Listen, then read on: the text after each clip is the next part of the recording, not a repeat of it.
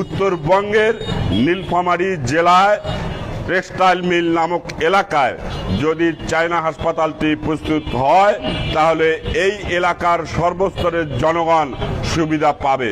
কেন ভাই আপনারা আন্দোলন করেন রংপুরের মানুষ?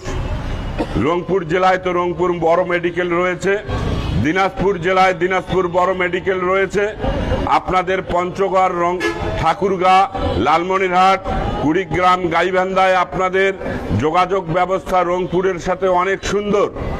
আমরা জেলা প্রশাসক মহোদয়কে বলেছিলাম নীলফামারী জেলায় কেন এই মেডিকেল কলেজটি প্রয়োজন। সর্বপ্রথম যদি আমরা ধরি যে এখানে একটি বিমানবন্দর রয়েছে আমাদের জেলায়, যা রংপুর জেলার 8 জেলার কোথাও বিমানবন্দর নেই।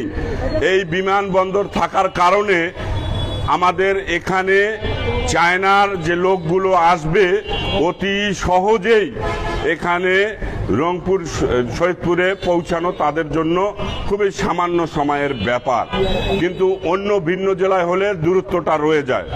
এটা হলো বিমান পথের বা আকাশ পথের অবস্থা। এখন যদি আমরা সড়ক পথ চিন্তা করি, সড়ক পথে এখানে যদি হয় তাহলে সড়ক পথে যে জায়গাটি রয়েছে টেক্সটাইলে সেটা একটি সুন্দর পরিবেশ। এখান থেকে ঠাকুরগাঁর যোগাযোগ ভালো, পঞ্চগড়ের যোগাযোগ ভালো এবং দিনাজপুরের মানুষগুলো এই অঞ্চল দিয়েই যোগাযোগ করে রংপুরের উপর দিয়েই সড়ক পথে ঢাকায় প্রবেশ করেন। তাহলে সবগুলোর আকাশপথ, সড়ক পথ গেল এবং রেলপথ যদি ভাবি, আমাদের নীলসাগর এক্সপ্রেস রয়েছে।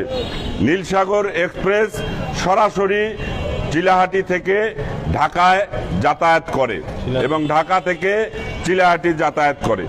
সড়ক পথ, রেলপথ এবং আকাশপথ তিনটি সহজলভ্য পথ রয়েছে এই নীলফামারীর যদি টেক্সটাইল হাসপাতাল প্রস্তুত হয়।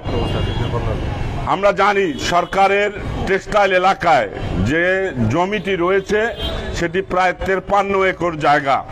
এই 53 একর জায়গাটি দীর্ঘদিন ধরে পরিত্যক্ত অবস্থায় রয়েছে। এটা কি পরিত্যক্ত অবস্থায় থাকবে? এটার কি কোনো উন্নতি হবে না?